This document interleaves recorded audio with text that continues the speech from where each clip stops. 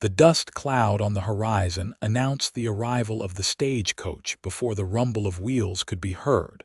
But for Beatrice Nolan, that cloud might as well have been her future disappearing into the merciless Arizona sky.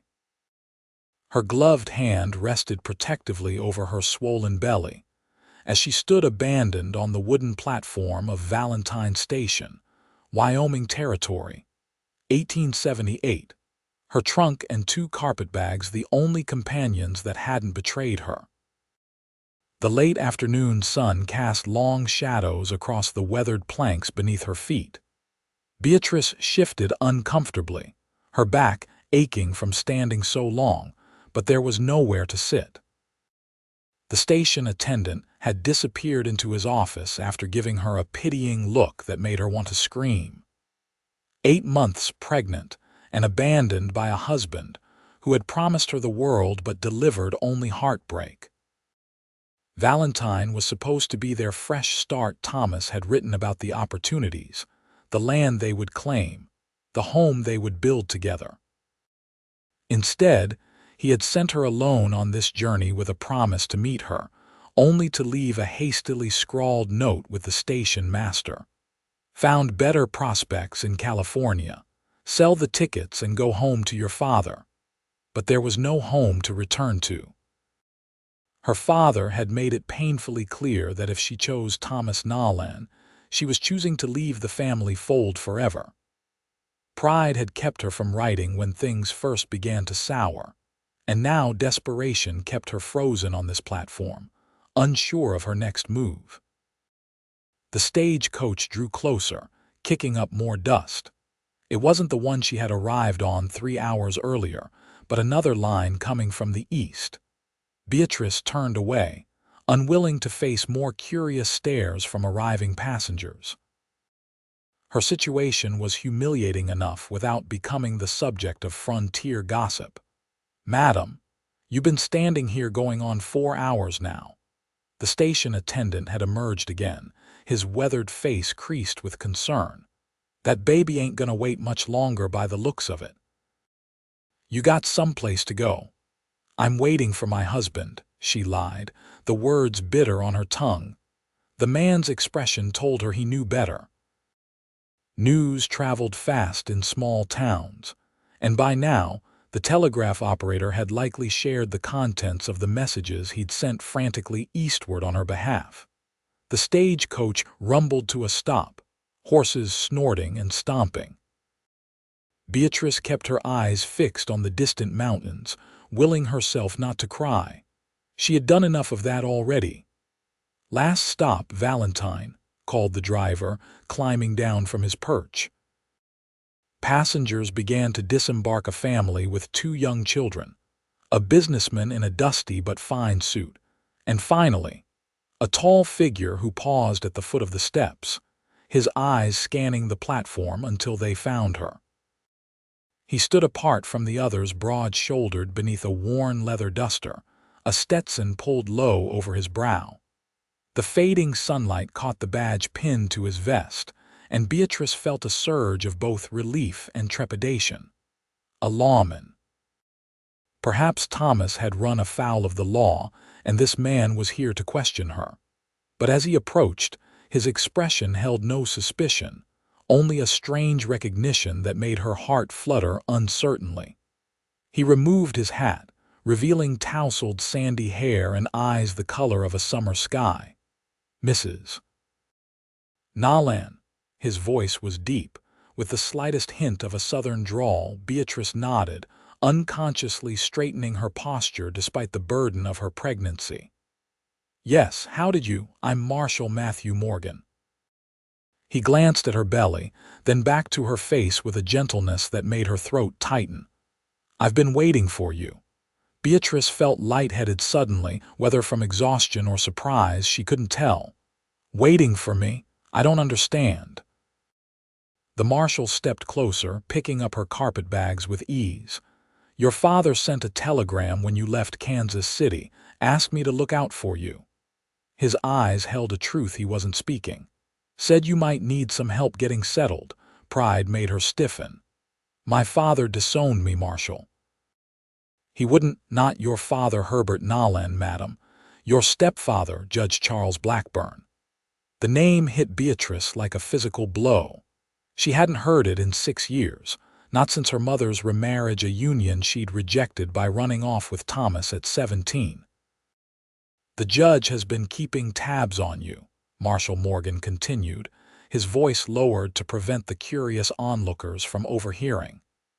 He knew Thomas was a snake from the beginning, been following your movements through contacts. When he learned Thomas had abandoned you, he trailed off, clearly uncomfortable delivering this news in her condition. Beatrice swayed slightly, and the marshal's hand shot out to steady her elbow. "I've arranged a room for you at the boarding house," he said, guiding her toward a wagon parked nearby. "Mrs. Peterson runs a clean establishment, and she's helped bring more babies into this world than the doctor." "I have no money," Beatrice admitted, humiliation burning in her cheeks. "Thomas took everything." Marshal Morgan helped her onto the wagon seat with surprising gentleness for such a formidable man.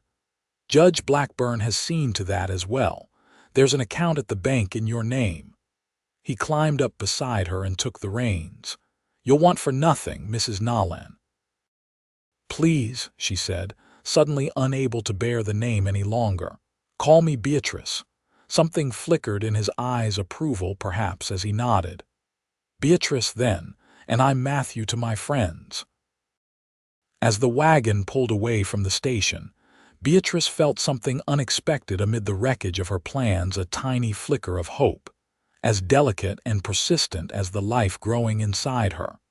The boarding house, owned by Mrs.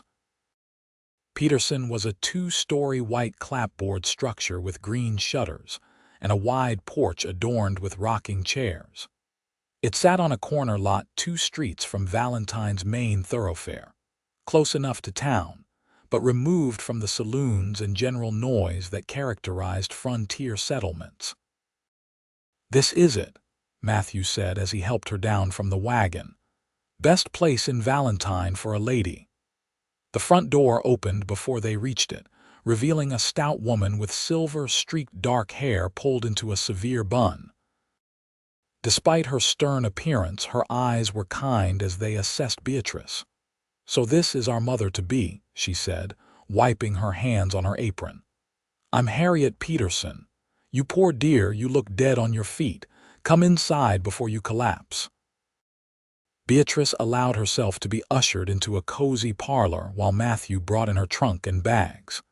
The house smelled of fresh bread and lavender, a combination that immediately eased some of the tension from her shoulders. "Marshal Morgan telegraphed me about your situation, Mrs. Peterson said, helping Beatrice remove her traveling coat. "I've prepared our best room for you, gets the morning light and has a view of the garden.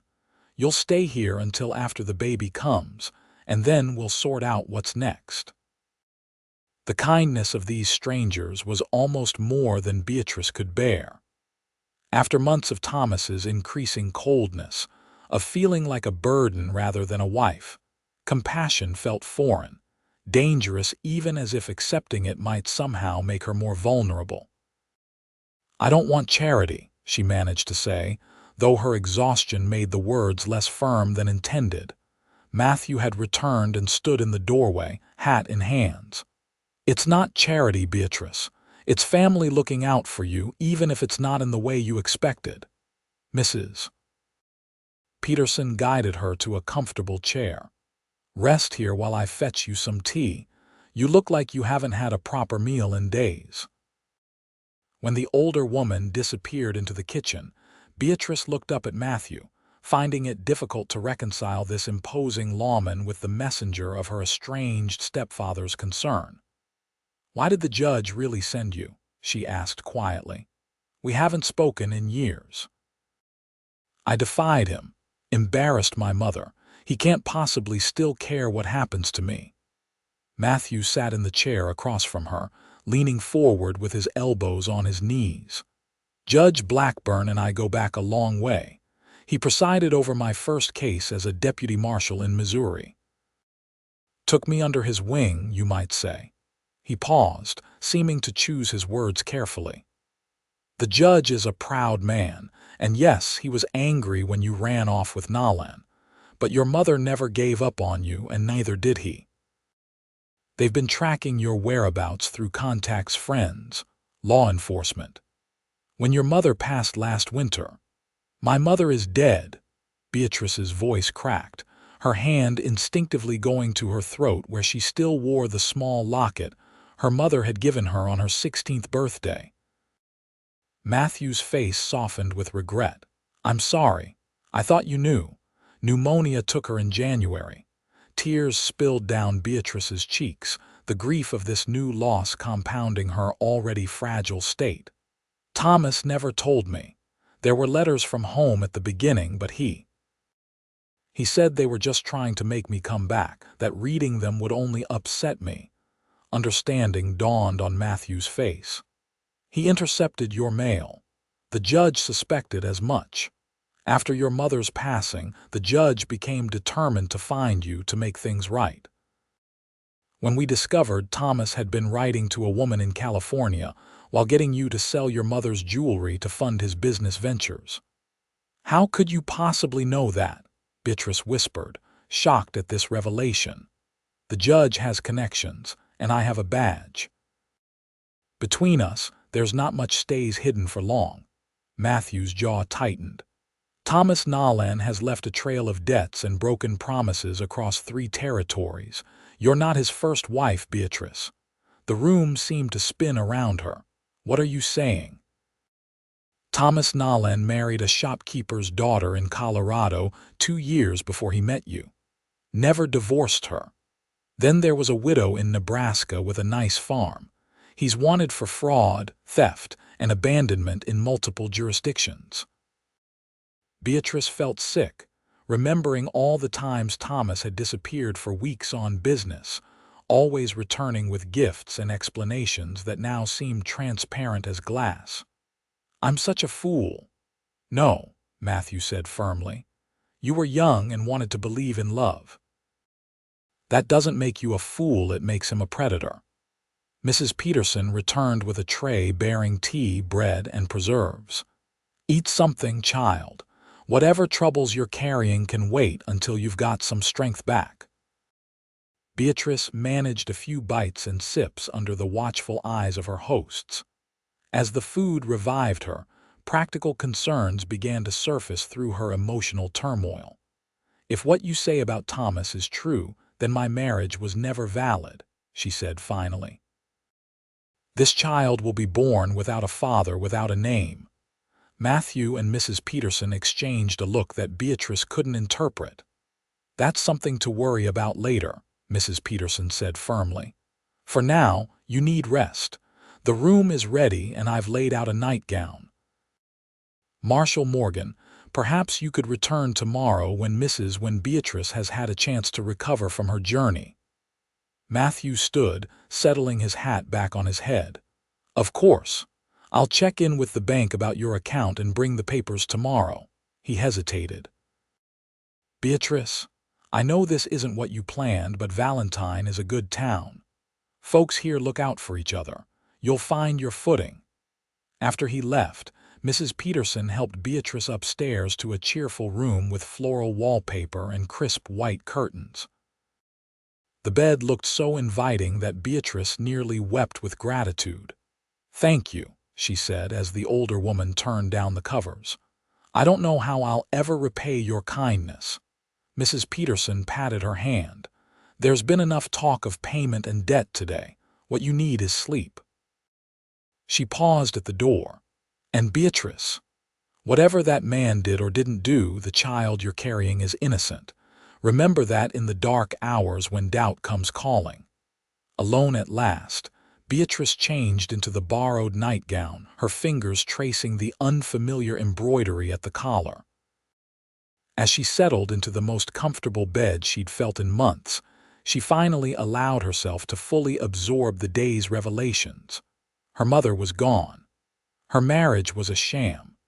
The life she had planned was nothing but smoke and mirrors constructed by a con man who had never loved her at all. And yet, somehow, in this strange town among strangers, she had found more genuine care and concern than she'd known in years. The baby kicked vigorously, as if reminding her that whatever else was lost, this new life remained a future still to be written.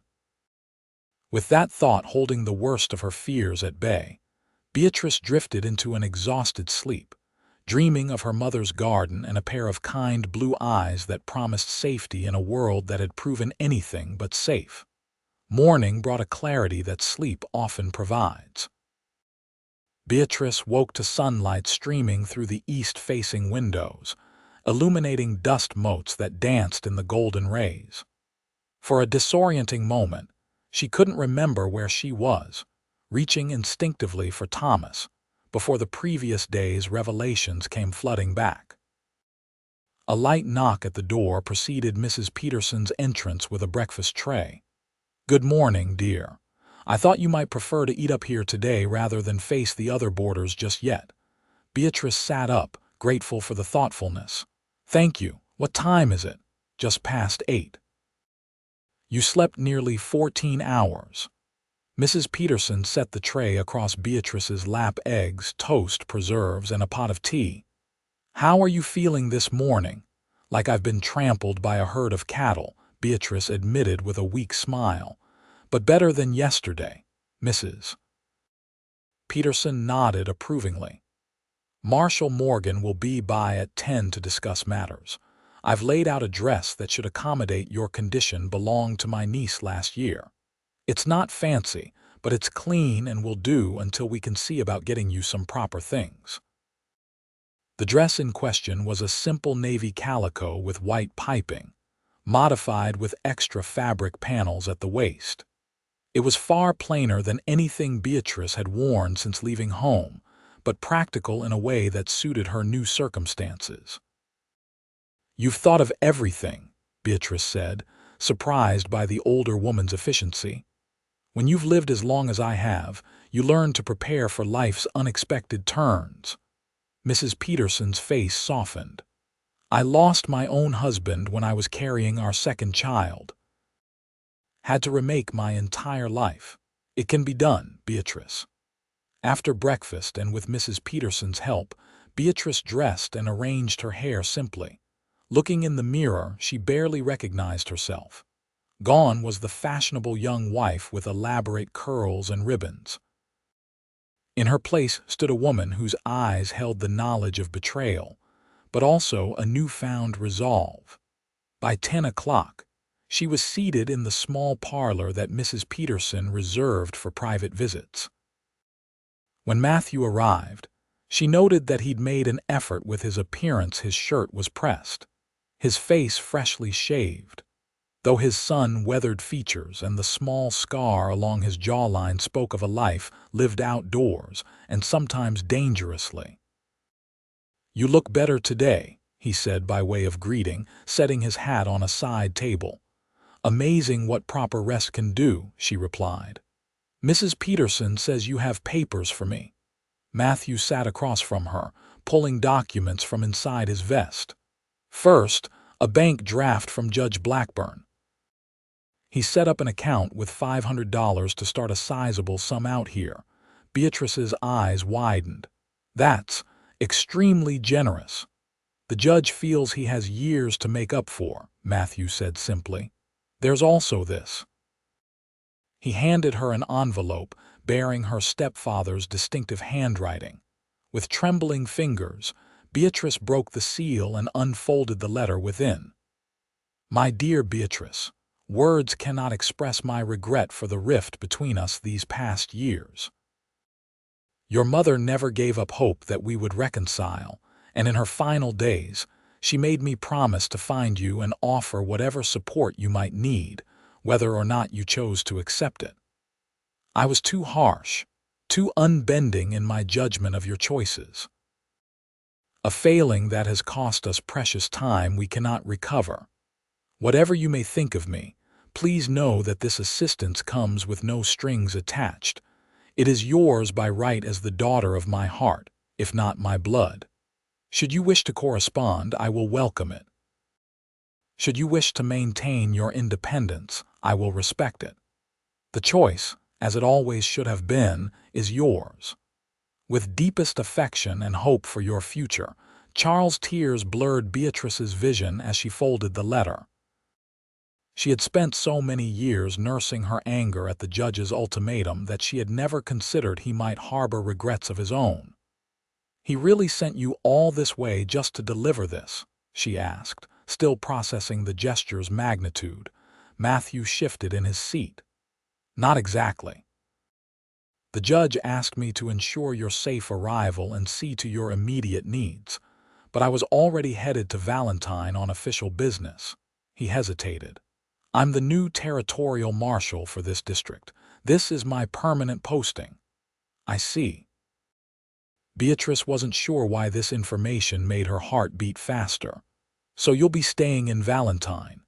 "Yes. I've purchased land about 3 miles outside town, building a proper house come spring." His eyes met hers directly. "Which brings me to a proposition, Beatrice. One I hope you'll consider carefully before answering." She tensed, suddenly wary. In her experience, propositions from men usually benefited them far more than her. Matthew seemed to sense her apprehension. "It's not what you're thinking. I promised the judge I'd look out for you, but there are limits to what I can do while maintaining propriety. Valentine is progressive for a frontier town, but it's still a place where reputations matter. And a woman in my condition, without a husband, will find her options limited," Beatrice finished for him, the reality of her situation setting in anew. "Unfortunately, yes. There are good people here who won't judge, but there are also those who will make life difficult for you and your child." Matthew leaned forward. "I'm proposing a marriage of convenience, Beatrice. One that would give your baby a name, give you the protection of mine, and fulfill my promise to the judge." Beatrice stared at him, certain she had misheard. "Marriage? To a man I met yesterday."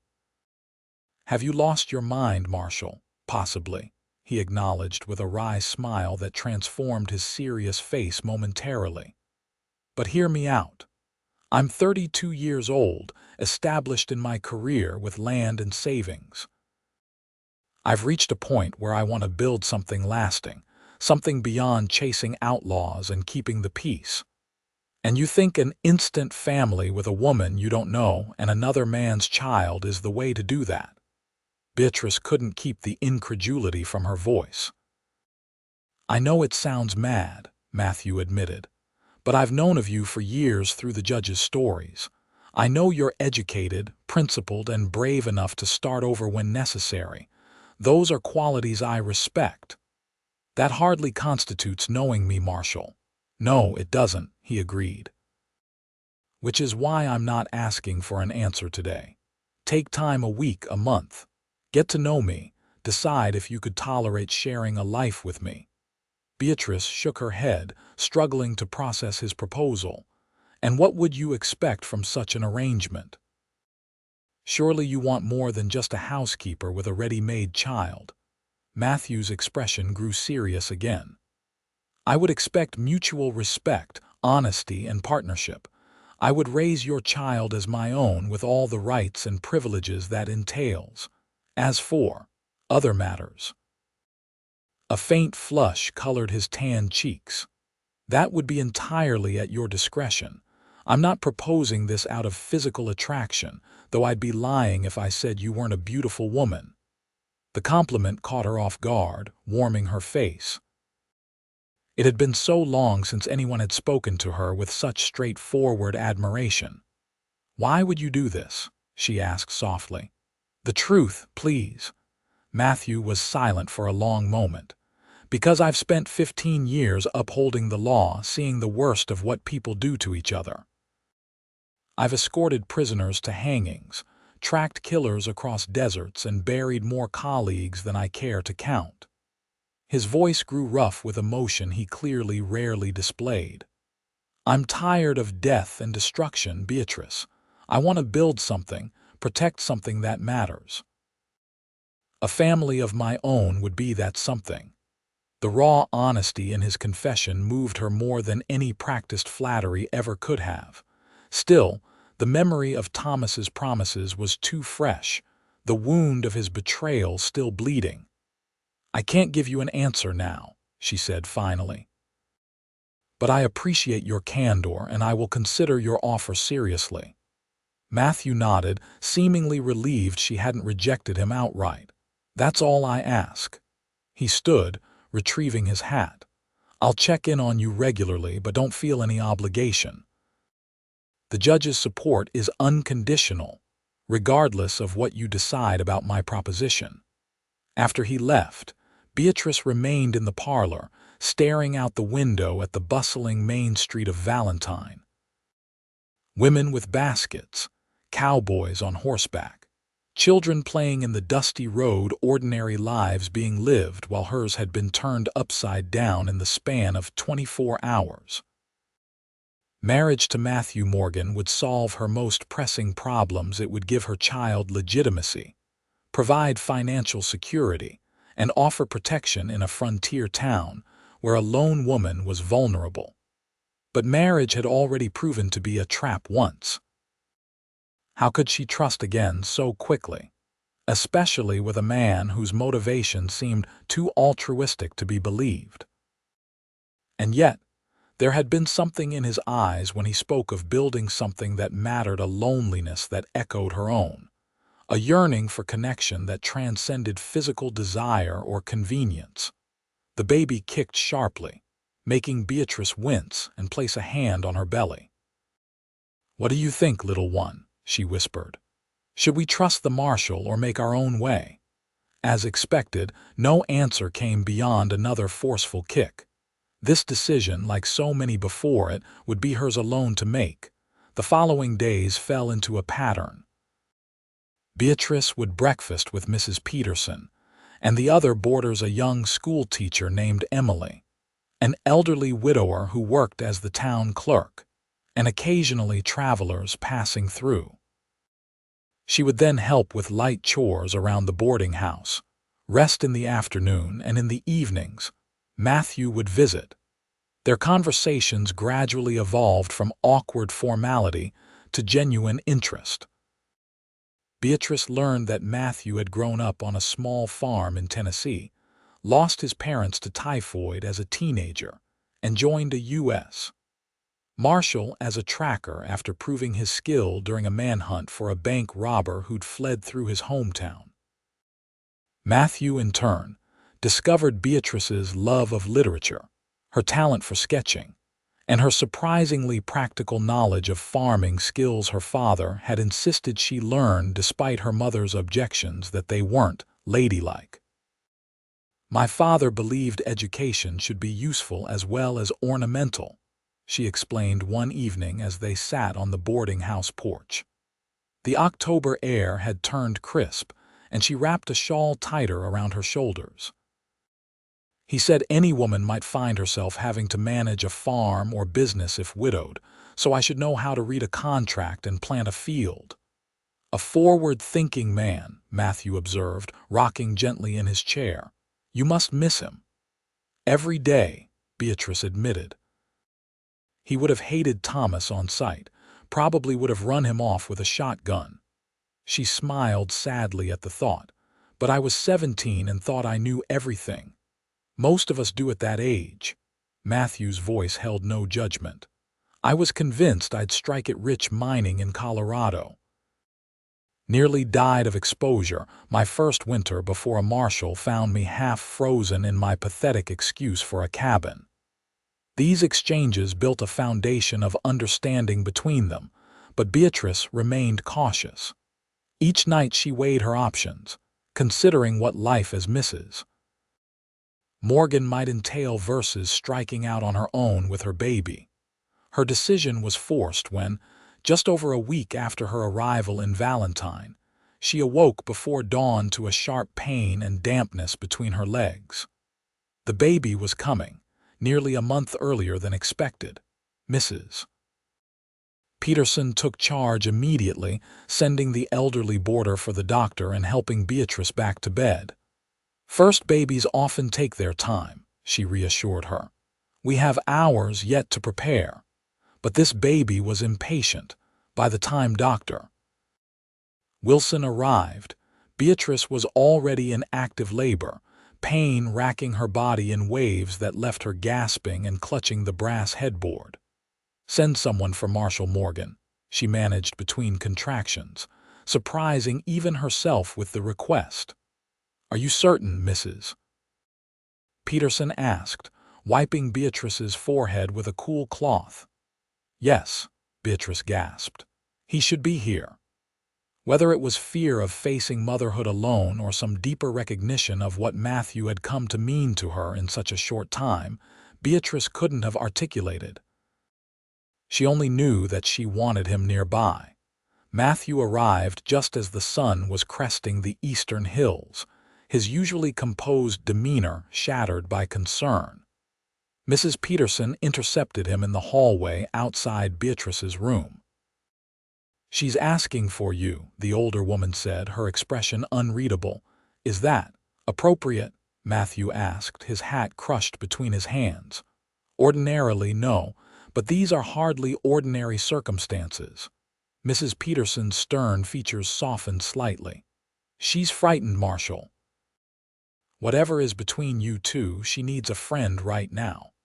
Matthew nodded, setting his hat on a hallway table and rolling up his sleeves. "Tell me what to do." Inside the room, Beatrice had reached the point where modesty was a distant concern. Dr.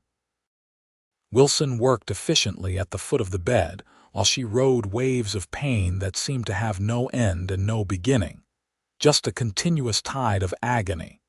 When Matthew entered, she barely registered his presence until his large, warm hand enveloped hers, providing an anchor in the storm. "I'm here," he said simply, his deep voice cutting through her pain-fogged mind. Beatrice clutched his hand with strength that surprised them both. "Don't leave." "I won't," he promised, and somehow she knew it was a vow that extended beyond this room, beyond this day. The labor progressed relentlessly.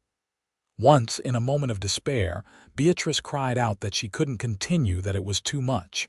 Matthew leaned close, his face inches from hers. "You're the strongest person I've ever met, Beatrice Nolan. You crossed half a continent alone with this child beneath your heart. You can do this." His unwavering belief gave her the courage to push when Dr. Wilson instructed, to breathe when she thought her lungs would fail, to endure when surrender seemed the only option. And then, as the midday sun filled the room with golden light, a new cry joined Beatrice's, thin and indignant but strong. "A boy," Dr. Wilson announced, his professional demeanor cracking into a smile. "A fine, healthy boy, Mrs. Peterson efficiently cleaned and wrapped the infant while the doctor attended to Beatrice. When the baby was finally placed in her arms, Beatrice felt a love so fierce it bordered on pain bloom in her chest. He was perfect, red-faced and wrinkled, with a shock of dark hair and eyes that, when they briefly opened, seemed to hold all the wisdom of the ages. "Hello," she whispered, tracing a finger along his cheek. "I've been waiting for you." Matthew stood beside the bed, his expression a mixture of awe and tenderness. When Beatrice looked up at him, the question in her eyes needed no voice. "Yes," he said, understanding immediately. "If you'll have me, the answer is yes." 3 days later, in the small, whitewashed church at the edge of town, Beatrice Nolan became Beatrice Morgan in a ceremony attended only by Mrs. Peterson, Dr. Wilson, and the infant who slept peacefully in a basket beside the altar. Beatrice wore the navy dress Mrs. Peterson had lent her, now taken in to accommodate her post-pregnancy figure, and wildflowers gathered by the doctor's young daughter served as her bouquet. Matthew wore his Sunday suit, his badge temporarily set aside for the occasion. The pastor, a pragmatic man who had witnessed the harshness of frontier life, asked no uncomfortable questions about the timing of the baby's arrival. He simply performed the ceremony with dignity and warmth, pronouncing them husband and wife under the eyes of God and the Wyoming territory. Their first home together was a 2-room cabin on Matthew's land, temporary quarters he'd erected while planning the larger house. It was modest but solid, with a stone fireplace, sturdy furniture he'd crafted himself, and windows that looked out over rolling grassland toward distant mountains. "It's not much," Matthew said apologetically as he carried Beatrice and the baby across the threshold, honoring tradition despite the unusual nature of their union. "It's perfect," Beatrice replied, meaning it. After the upheaval of the past months, the cabin's simplicity felt like sanctuary. They had agreed to take their marriage day by day, building trust gradually without expectations that might pressure either of them. Matthew set up a separate pallet for himself near the fireplace, giving Beatrice and the baby the cabin's only bed. "What will you name him?" Matthew asked that first evening as they sat before the fire, Beatrice nursing the infant while Matthew studiously kept his gaze on the flames. She had been considering this question since the birth. "William," she decided. "After my father. William Charles, if that's acceptable to you." Matthew nodded. "A good, strong name, William Charles Morgan." He tested the sound of it. "It suits him." Beatrice looked up sharply. "Morgan, you would give him your name." "He's my son now," Matthew said simply. "In every way that matters." The depth of this gift, not just financial support or protection, but true acceptance of her child as his own, moved Beatrice profoundly. For the first time since meeting Matthew, she allowed herself to consider that perhaps this arrangement might grow into something more meaningful than mere convenience.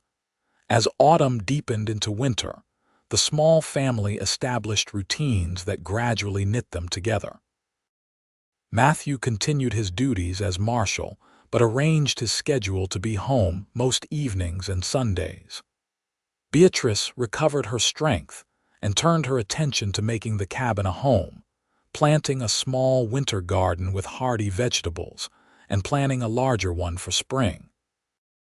William thrived, growing plump on his mother's milk and basking in the attention of both parents. Matthew proved to be a natural father, handling the infant with gentle confidence that belied his size and strength. "Where did you learn to care for babies?" Beatrice asked one evening as she watched him expertly swaddle William after his bath. "My mother took in laundry after my father died," Matthew explained. "Often from families with young children, I helped her from the time I could walk." His expression grew distant with memory. "She always said hands that know how to nurture are as important as hands that know how to work." These glimpses into his past helped Beatrice understand the man she had married. His decency wasn't an act put on to impress her or fulfill a promise to the judge, but the core of his character, shaped by hardship and kindness in equal measure. Their physical relationship remained cautious, limited to brief touches, and the occasional hand-holding during evening conversations.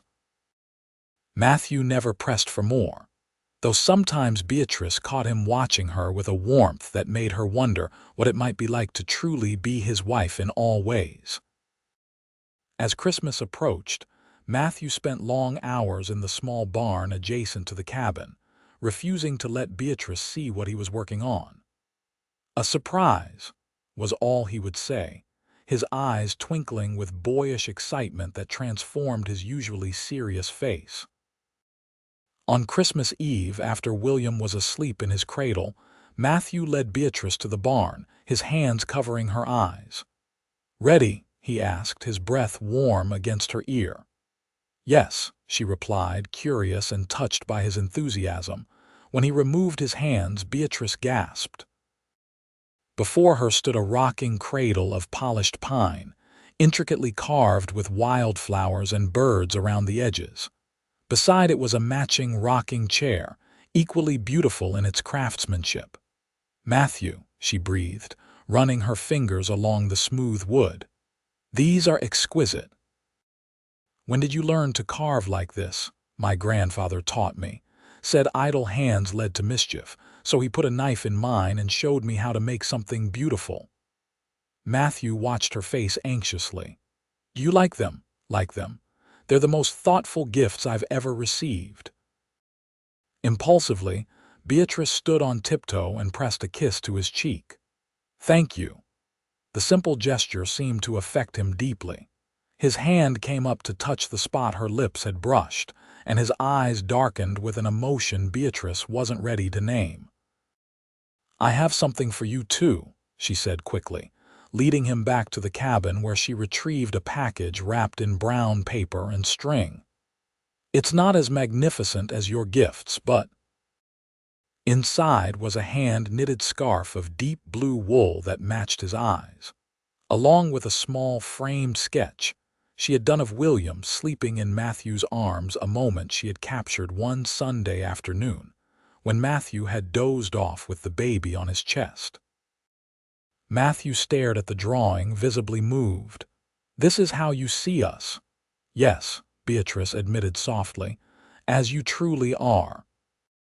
That night, as snow began to fall outside their snug cabin, something shifted between them, not with words or dramatic gestures, but in the comfortable silence they shared before the fire, in the way Matthew's hand found hers and held it until they both fell asleep in their chairs, connected even in slumber. Winter in Wyoming was harsh, with bitter cold and snowstorms that sometimes isolated their cabin for days. During one such storm in late January, with the wind howling like banshees around their sturdy walls, William developed a fever that sent Beatrice into a panic. "We need to get him to doctor." "Wilson," she insisted, pacing with the flushed infant. Matthew checked the windows where snow had drifted halfway up the glass. "Impossible tonight. The drifts are taller than the horse." "But he's burning up." Tears of fear and frustration streaked Beatrice's face. Matthew approached them calmly, placing a large hand on William's forehead. "I've seen this before. It's not dangerous if we bring the fever down." He took charge with quiet authority. "Strip him down to his diaper and wrap him loosely in a cool, damp cloth. I'll make a tea from the dried herbs Mrs. Peterson sent over last month." Together they worked through the night, taking turns holding William, replacing the cloths as they warmed, administering tiny spoonfuls of the herbal tea when he would take it. By dawn, the fever had broken, and William slept peacefully against Matthew's chest while Beatrice finally succumbed to exhaustion. When she woke hours later, she found them both still in the rocking chair, Matthew singing softly an old lullaby about mockingbirds and diamond rings that her own father had once sung to her. The sight cracked something open inside Beatrice, a wall she hadn't even realized she'd built around her heart. This man, who had no blood obligation to her child, had stayed awake all night ensuring his safety, had known instinctively what to do when she was lost in fear, and was now singing to him with a father's love. "Matthew," she said, her voice thick with emotion. He looked up, his exhausted face brightening at the sight of her. "Morning. Our little soldier here is much better." Beatrice crossed the room and, without hesitation, bent to kiss him fully on the lips. It was their first real kiss, and though brief, it contained all the gratitude, admiration, and growing affection she couldn't yet put into words. When she pulled back, Matthew looked stunned, then cautiously pleased. "What was that for?" "For being exactly who you promised you would be," Beatrice replied simply. From that day, the nature of their marriage began to evolve. The pallet by the fireplace was abandoned as Matthew joined Beatrice in their bed, though initially just for sleep, his solid presence a comfort in the cold winter nights. Gradually, tentatively, they explored the physical aspect of their relationship, each step taken with care and mutual consent. Beatrice discovered that Matthew's gentleness extended to intimacy, his concern always for her comfort and pleasure before his own. And Matthew found in Beatrice a passionate nature that had been stifled by Thomas's selfish attentions, but now blossomed under patient nurturing. By spring, when the snow finally retreated and the first crocuses pushed through the softening earth, Beatrice knew with certainty that what had begun as a marriage of convenience had transformed into something far more precious. She loved Matthew Morgan, not with the desperate infatuation of her girlhood, but with a woman's full-hearted recognition of a good man's worth. The day she finally spoke those words aloud was ordinary in every other respect. They were planting the garden behind the cabin, William napping in a basket in the shade of a young cottonwood tree.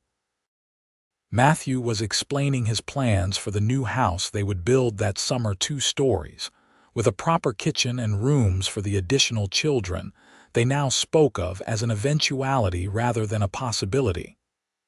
"And here," he said, marking a spot near the garden, "we'll put in a small orchard.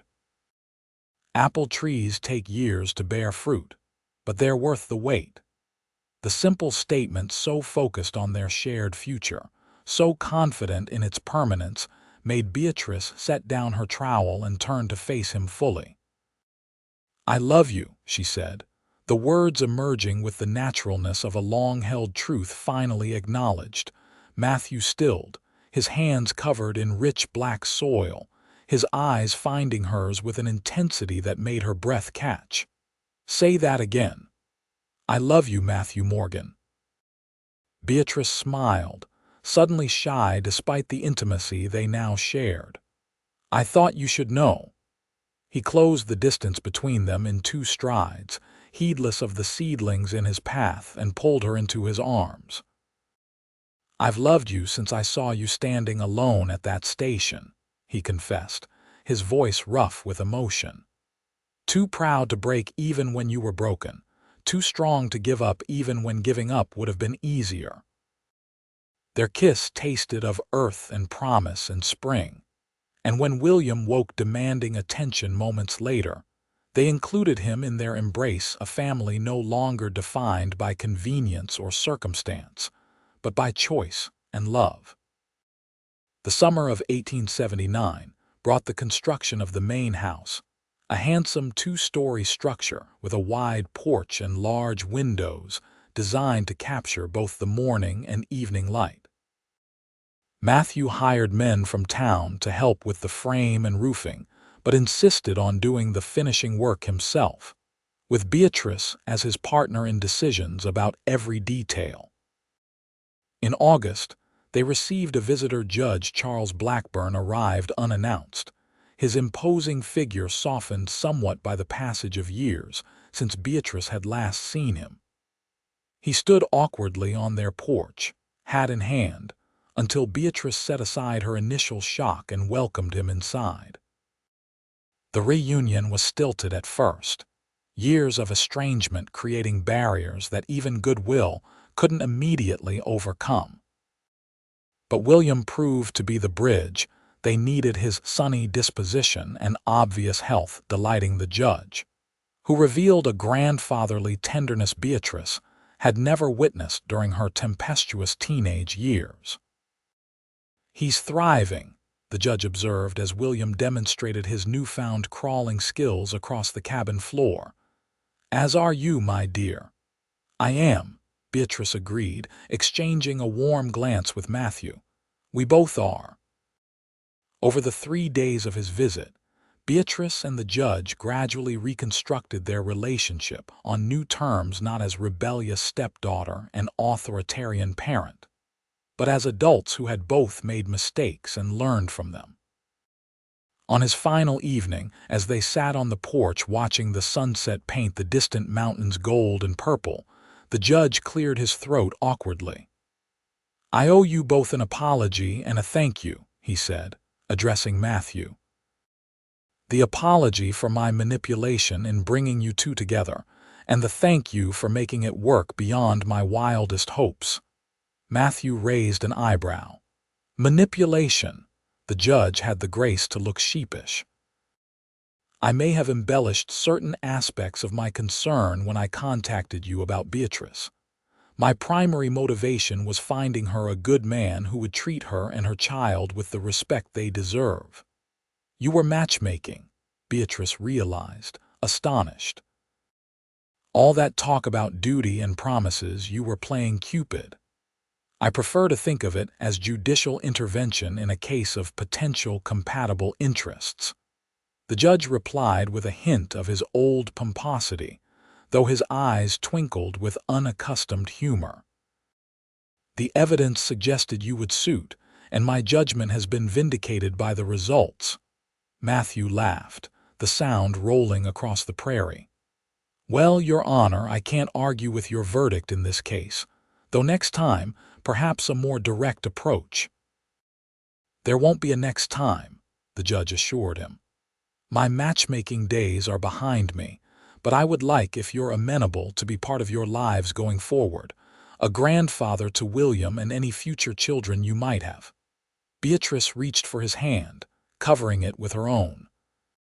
We would like that very much. After the judge's departure, life settled into a rhythm shaped by the seasons and their growing family's needs. The new house was completed before the first snowfall, and they moved in with a sense of achievement and permanence that made Beatrice feel truly rooted for the first time since leaving her childhood home. William's first birthday was celebrated in October with a small gathering. Mrs. Peterson, Dr. Wilson and his family, and a few of Matthew's deputies and their wives. The child who had begun life under such uncertain circumstances was now the center of a community that valued and protected him. As winter descended once more, Beatrice discovered she was expecting again. The news filled Matthew with jubilant pride. He lifted her off her feet and spun her around their kitchen, until she laughingly demanded to be set down before she became dizzy. A brother or sister for William, he said that night as they lay together in their new bedroom, his hand resting protectively over her still flat stomach. Our family is growing just as we planned. Just as we planned, Beatrice echoed, marveling at how completely her life had transformed in a single year. From abandoned and desperate to cherished and secure, from a sham marriage to a partnership founded on mutual respect and deepening love. Spring brought not only new growth to their land, but also a letter from an unexpected source. Thomas Nolan, imprisoned in California for fraud, had written to beg forgiveness and financial assistance. The letter was addressed to Beatrice at her stepfather's residence, forwarded by the judge with a note suggesting she do as she thought best. Beatrice read the letter once, noting the familiar manipulative phrases and self-pitying tone, then handed it to Matthew without comment. After reading it, he looked up, his expression questioning. "What do you want to do?" Beatrice considered the question carefully. A year ago, such a letter might have stirred confusion or even lingering attachment. Now, it provoked only a distant pity for the man who had nearly destroyed her life, yet had inadvertently led her to true happiness. Nothing, she decided. Thomas Nolan has no place in our lives, not even as a memory to be nursed or a wrong to be righted. He made his choices as we've made ours. Matthew nodded, his respect for her decision evident in his eyes. Together they fed the letter to the fire, watching as the last physical connection to her past life turned to ash and smoke. In June of 1880, Beatrice gave birth to a daughter they named Elizabeth Harriet Morgan, honoring both Beatrice's mother and the formidable Mrs. Peterson, who had been their first ally in Valentine. The birth was easier than William's, with Matthew present throughout, his steady support making the ordeal almost bearable. As summer blossomed around them, their family settled into the fullness of life they had both once thought might be forever beyond their reach.